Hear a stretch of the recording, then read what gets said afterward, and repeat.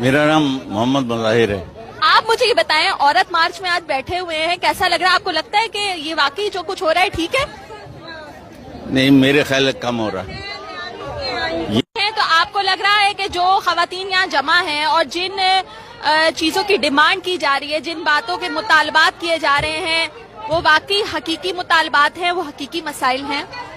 बिल्कुल सही कहा आपने, ये हकीकी मुतालबात है और इसमें हर तबके की औरत है, ऊपर की भी तबकात की भी है, और जो लियारी और ड्रिक कॉलोनी और लाडी की भी खवातीन मौजूद हैं। तो ये खुशाइन बात है और सबको बाकायदा नुमाइंदगी भी मिल रही है।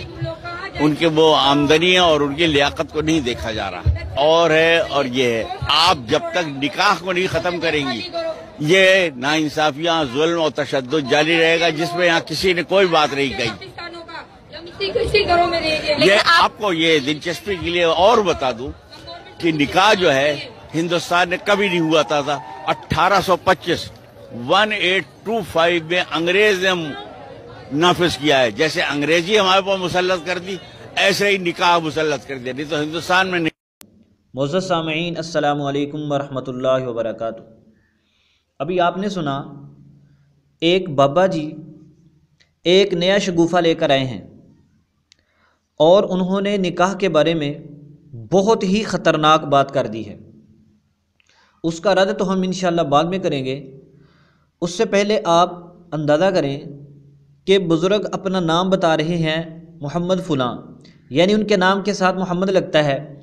इससे लगता यूँ है कि ये बुज़ुर्ग मुसलमान घराने से ताल्लुक़ रखते हैं। लेकिन आप उनकी सोच देखें कि बेहयाई और फहाशी वाला माहौल जो उन्होंने वहाँ पर बनाया हुआ है, औरत की आज़ादी के नाम पर, औरत के हकूक़ के नाम पर, उसके बारे में कह रहे हैं अभी ये थोड़ा है।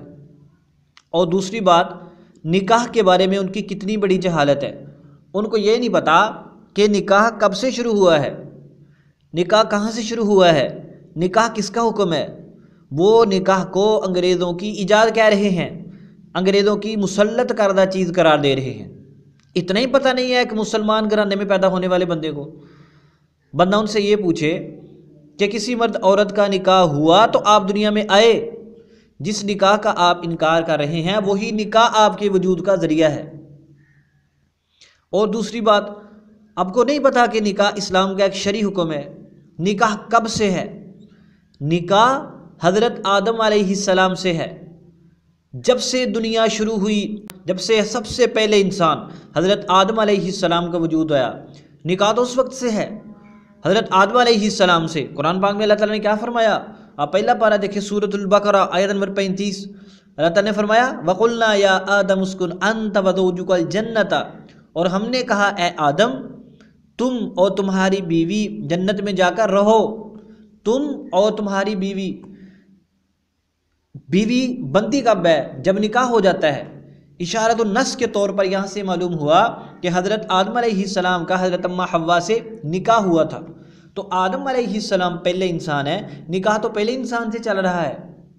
और दूसरी बात, निकाह सिर्फ शरीयत मुहम्मदिया में नहीं है, इससे पहली शरीयतों के अंदर भी निकाह था। नबी पाक सल्लल्लाहु अलैहि वसल्लम का इरशाद देखें, आप सल्लल्लाहु अलैहि वसल्लम ने इरशाद फरमाया अरबअुम मिन सुननिल मुरसलीना, 4 चीज़ें सब अंबिया की सुन्नत हैं।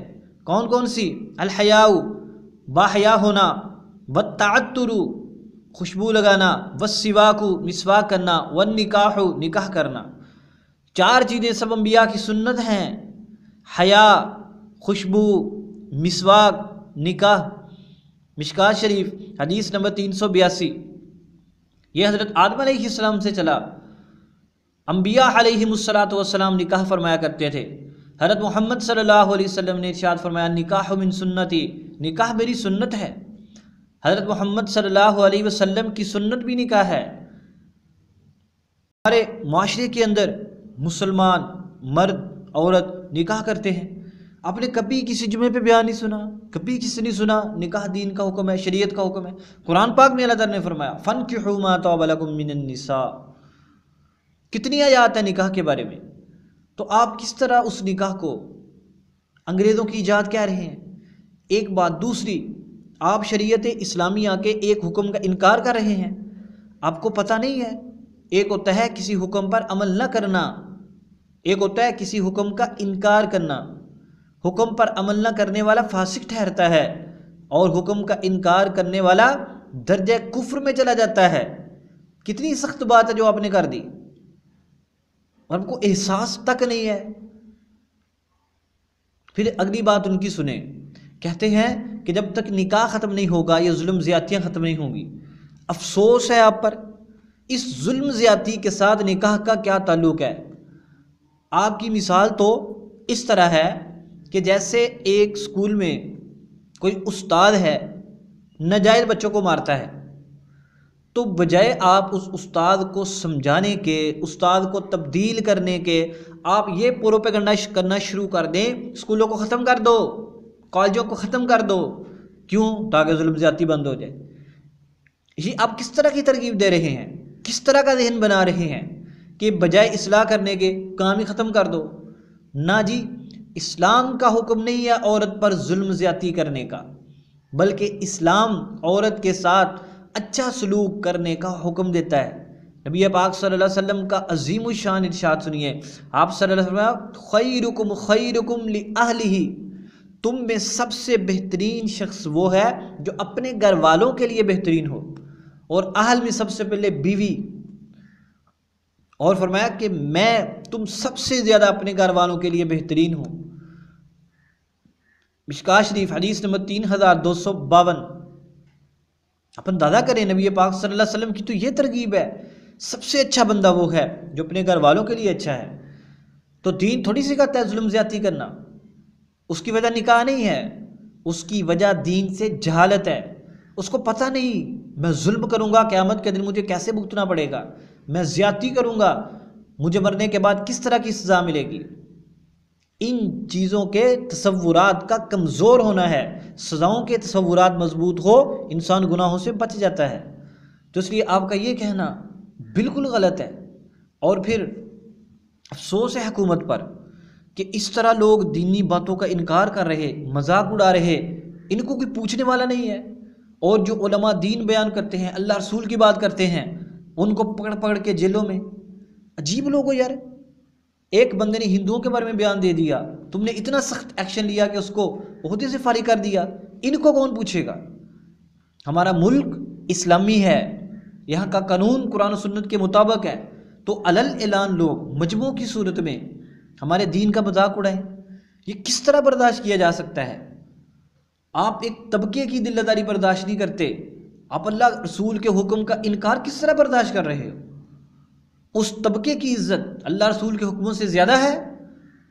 اب کس کو خوش کرنا چاہتے ہیں؟ ان کو روکو، ان کی تحقیق کرو، تفتیش کرو کہ ان کے پیچھے کون ہے، جس نے یہ باتیں لکھوائیں، جس نے یہ ذہن دیا، جو ان کو باہر لے کر آیا ہے۔ یہ ہمارے بہن بھائی ہیں جن کو شیطان راہ راست سے بھٹکا رہا ہے۔ ان کو پتہ نہیں چند دن کی لذت کے بعد قبر میں، حشر میں، جہنم میں کیسی خوفناک گھاٹیاں آنے والی ہیں۔ تو حکومت کو اپنی ذمہ داری کا احساس کرنا چاہیے، اور جو دین کا مذاق اڑانے والے لوگ ہیں، دین کی باتوں کو بگاڑنے والے لوگ ہیں، ان کو فی الفور روکنا چاہیے۔ جو حضرات ہماری بات سے اتفاق کرتے ہیں وہ کمنٹ کے اندر اپنی رائے ضرور دیں۔